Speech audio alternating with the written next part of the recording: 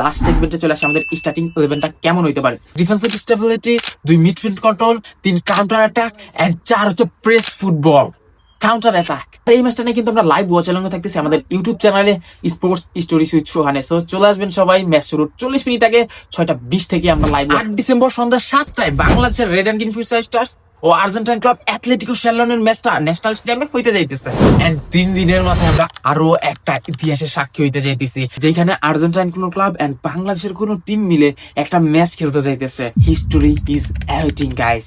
এই ম্যাচটার প্রিভিউ শুরু করার আগে আমরা কিছু একটা কথা বলতে চাই, যেটা হচ্ছে আমরা গত ম্যাচের রেজাল্ট পুরোপুরি মাথা থেকে ঝাড়া ফেলতে হবে। আমাদেরকে মনে রাখা চলবে না যে আমরা ব্রাজিলিয়ান ক্লাবের সাথে 400 গোল হারছি, আমরা কত জায়গায় বাজে খেলছি, সবকিছু ভুলে যেতে হবে এন্ড নতুন করে শুরু করতে হবে। এই ভিডিওতে আপনারা বাংলাদেশের স্টার্টিং 11টা সম্পর্কে জানতে পারবেন, আর হচ্ছে এই ম্যাচে বাংলাদেশের কোথায় কোথায় উন্নতির প্রয়োজন সেগুলো সম্পর্কে জানতে পারবেন। সো প্রথমে যদি বলি, এই ম্যাচটার জন্য বাংলাদেশের সামনে বিশাল এক চ্যালেঞ্জ রয়েছে। এই ম্যাচের আগে আমাদের 4টা বিভাগ ভালোভাবে দেখতে হবে আমাদেরকে। 1 defensive stability, 2 midfield control, 3 counter attack and 4 হচ্ছে প্রেস ফুটবল। এই 4টা বিষয় যদি আমরা ভালোভাবে কন্ট্রোল করতে পারি, ম্যাচটার ফলাফল আমাদের পক্ষেও আসতে পারে। আর অপরদিকে যদি আমরা দেখি, আর্জেন্টিনার কিন্তু অনেক অনেক সক্ষমতা বা অ্যাবিলিটি রয়েছে। তাদের চমৎকার পাসিং ফুটবল, তাদের অ্যাটাকিং মনোভাব আর টোটাল টেকনিক্যাল ডমিনেশন, সবকিছু আমাদেরকে ওভারকাম করতে হবে যদি এই ম্যাচটা জিততে চাই। সো প্রথমে আমরা চলে আসি আমাদের ডিফেন্সিভ স্টেবিলিটিটা। গত ম্যাচটা যদি আমরা দেখি, ব্রাজিলের সাও বার্নান্দো এফসির সাথে আমরা ডিফেন্সের দুর্বলতাটা তো স্পষ্টত ভাবেই দেখা গেছে। এই ম্যাচটায় সেই সব ভুলগুলো ওভারকাম করতে হবে। আমাদের ডিফেন্সের যত ল্যাকিং আছে, যত ভুল আছে, যত গতি সমস্যা আছে, যত ম্যান মার্কিং এর সমস্যা আছে, এইগুলা নিয়ে সর্বপ্রথম কাজ করতে হবে। তারপরের সেকশনে মিডফিল্ড কন্ট্রোল। মিডফিল্ড কন্ট্রোল কেন বলতেছি ভাই? মিডফিল্ড যদি আমরা কন্ট্রোল না করতে পারি, আমরা যদি পজিটিভ ফুটবল না খেলতে পারি, তাহলে আমাদের ফুটবলে এগিয়ে যাওয়া বা এই ম্যাচটা ভালো করা মোটেও সম্ভব না।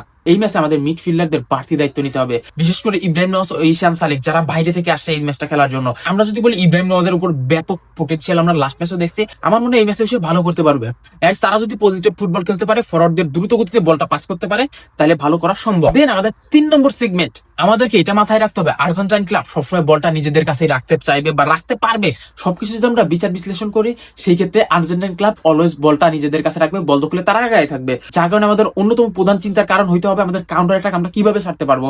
সো দ্রুত গতিতে যখনই আমরা বলটা তাদের পায়ে থেকে নিতে পারবো, দ্রুত গতিতে আমাদেরকে কাউন্টার অ্যাটাকে উঠতে হবে। সেই ক্ষেত্রে মিডফিল্ড আর ফরওয়ার্ড লাইনকে আরো ভালোভাবে কাজ করতে হবে। মিডফিল্ড যদি পজিটিভ ফুটবল খেলতে পারে, এই ক্ষেত্রে কাউন্টার অ্যাটাক আমাদের জন্য আরো ইজি হয়ে যাবে। এখন আমাদের চতুর্থ সেগমেন্ট, প্রেস ফুটবল। আমরা জানি আর্জেন্টাইন ক্লাব অনেক ভালো খেলবে, তাদের অ্যাটাকিং মনোভাব আছে, সবকিছু তারা অ্যাপ্রোচ করবে।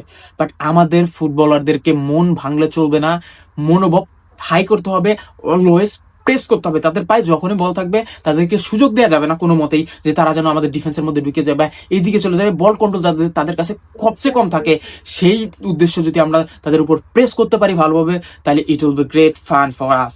লাইক আমরা আরো ভালো করতে পারবো। প্রেস ফুটবলটাকে যদি আমরা ভালোভাবে কানেক্ট করতে পারি বা ভালোভাবে করতে পারি, তাহলে আমাদের এই ম্যাচটা ভালো করা সম্ভব ভাই। আর আমরা আগেই বলেছি, আর্জেন্টাইনের সক্ষমতা ভাই, তারা অ্যাটাকিং প্রচুর ফুটবল খেলবে, তাদের পাসিং ফুটবলটা চমৎকার, বল দখলে তারা আগায় থাকবে, টেকনিক্যাল সবকিছু তারা আগাই আছে।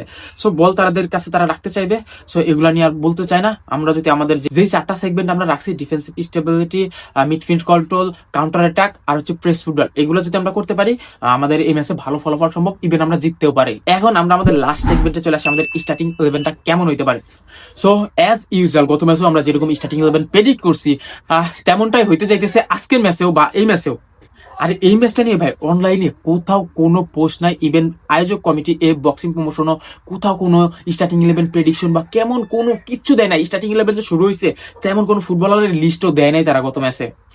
সো এটা একটু টাফ যে এই ম্যাচে আমাদের কিভাবে স্টার্টিং 11 হবে। তারপর আমরা স্টার্টিং 11-এ 8 জন ফুটবলার বা 9 জন ফুটবলার আমরা নির্বাচন করতে পারছি, আপনাদের সাথে শেয়ার করি। প্রথমে আমাদের স্টার্টিং 11 প্রথম থাকবে Alif Rahman, the goalkeeper, number 1 জার্সিধারী প্লেয়ার। দেন আমরা ডিফেন্সে অ্যাজ ইউজুয়াল ক্যাসপার হকের উপর আরো একবার ভরসা রাখতে চাচ্ছি। দেন বিশটেক চাকমা, ইব্রাহিম নওয়াজ, ঈশান সালিকের মতো প্লেয়ারদের উপর আমি আরো একবার ভরসা রাখতে চাইতেছি। দেন রিফাত কাজীর মতো প্লেয়ার, আন্ডার 17-এর মানিক মিয়ার মতো প্লেয়ার, তাদের উপর আরো বেশি ভরসা রাখতে চাইতেছি আমি। এর মধ্যে থেকেও আমাদের কোচ ইমরুল কায়েস অনেক কিছু চেঞ্জ করতে পারে। দেখা যাক গত ম্যাচের স্টার্টিং 11-এ আমাদের নামাই দেওয়ার চান্সেস আছে, সেখানে 2-1টা পরিবর্তন বাদ দিয়ে। এখন চিন্তার বিষয় হচ্ছে কোচ কেমন স্টার্টিং 11-এ নামাবে বা ওই ম্যাচ থেকে এই ম্যাচে কি শিক্ষা নিতে পারছি। এইটাই আপাতত আমাদের স্টার্টিং 11 প্রেডিকশন। 7 বা 8 জন, বাকি 3 জন চেঞ্জ হইতেই পারে, এদিক সেদিক যাইতে পারে গাইস। বাট এইটাই আমাদের স্টার্টিং 11 আজকের। আর আশা করি আমরা যদি এই চারটা সেগমেন্ট আমরা এই ভিডিওতে আলোচনা করছি সেগুলো নিয়ে ভালো কাজ করতে পারি, আমাদের এই ম্যাচে ভালো ফলাফল আনা সম্ভব। আর লাইভ ওয়াচালিংয়ে থাকবো। এই ভিডিওটা আমরা এইখানেই শেষ করতে চাইতেছি। যারা যারা এখন পর্যন্ত সাবস্ক্রাইব করেন সাবস্ক্রাইব করে দিন, আর যারা যারা লাইক করেন না লাইক দিয়ে দিন, আর সম্ভব হলে শেয়ার করে দিন আপনাদের ফেসবুক প্রোফাইল বা এভরিওয়ার, টিকটক বলেন যেখানে পারেন শেয়ার করে দিন।